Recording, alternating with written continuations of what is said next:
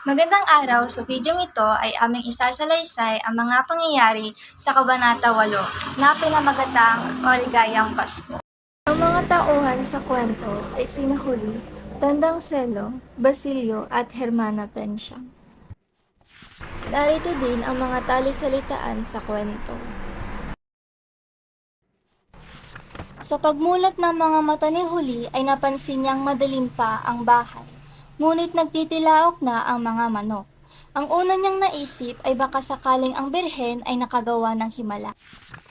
Ang himalang inaasahan ni Huli ay magkaroon ng 250 piso sa ilalim ng mahal na birhen at hindi nasisikat ang araw dahil kung sumikat ang araw ay magiging isa na siyang katulong.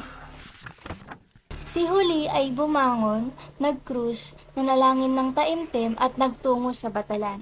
Ngunit walang himalang nangyari dahil ang mga bituin ay naglalaho at ang araw ay sumisikat na at ang mga tilaok ng mga manok ay nawawala na. Pumunta naman siya sa kinaroroonan ng mahal na birhen at muli walang himalang nangyari. Walang 250 piso sa ilalim ng mahal na birhen, kundi ang nakita niya ay ang sulat lamang ng kanyang ama na humihingi ng pera. Dahil dito, inaliw na lamang ni Huli ang kanyang sarili at inayos ang kanyang damit na dadalhin niya patungo sa tahanan ni Hermana Pencia. Habang inaayos ni Huli ang kanyang mga gamit ay nasagi ng kanyang mga daliri ang agnos. Inilapit niya ito sa kanyang mga labi at hinagkan. Ngunit pinunasan niya agad ang kanyang bibig dahil sa takot niyang mahawa dahil ang agnos na iyon na may brilyante at emerald ay galing sa ketongin at kung mahawaan siya ay baka hindi na siya magkakaasawa pa. Malapit lang ang paglilingkurang tahanan ni Huli kaya balak niyang umuwi tuwing makalawa upang dalawin ang kanyang ingkong.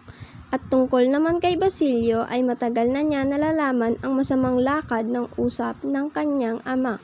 Kaya't madalas sabihin ni Basilio kay Huli na kung maging isang mediko na si Basilio at kasal na sila ni Huli ay hindi nakakailanganin ng kanyang ama ang kanilang lupain. Pagkatapos ay lumapit si Huli sa kanyang ingkong upang halikan ang kamay ng kanyang ingkong si Tandang Selo. Binirong ibinilin ni Huli ang kanyang lolo na sabihin sa kanyang ama na siya ay papasok sa pinakamurang kolehiyo. At nang makita ni Huli na napupuno ng luha ang mga mata ng matanda, ay dali-dali niyang kinuha ang kanyang tampipi at umalis. Dahil Pasko noon, ang mga magulang ay binibihisan ng magara ang kanilang mga anak upang magsimba at pagkatapos ay dadalhin sa kanilang mga ninong at ninang upang mamasko.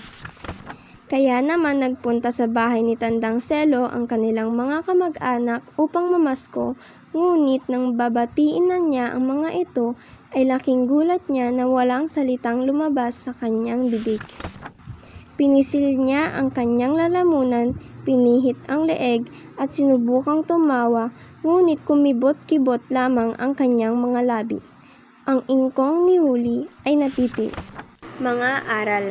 Hindi pala lahat ng tao ay masaya kapag sumapit ang Pasko. May iba na napipilitang lumayo, may iba din na pinaghihigpitan ng magulang at may iba ring nawawala ng tinig dahil sa kalungkutan. Kaya kapag kumpleto kayong magkakapamilya at masaya ang inyong Pasko ay dapat pagpasalamat tayo sa Diyos dahil sa mga binigay niyang biyaya at para sa maligayang Pasko. Ang buhay ay parang isang gulong. Ang mga pangarap sa buhay ang gawing inspirasyon upang mabilis ang pag-ikot ng mga gulong tungo sa tagumpay. Ang mga Pilipino ay mapaniwalain sa mga himala. Ang paghahanap ni Huli ng salaping inaasahang ibibigay ng birhen ay kaigsian ng pag-iisip. Ibig ipaunawa ni Rizal na nasa tao ang gawa at nasa Diyos ang awa. Ang pagkapipi naman ni Tandang Selo ay nagpapahiwatig ng pagkakaalis sa mga Pilipino ng kalayaang magpahayag ng kanilang nais sabihin. Salamat sa panonood. Naway marami kayong matutunan at maisabuhay ng mga aral sa kabanatang ito. Paalam!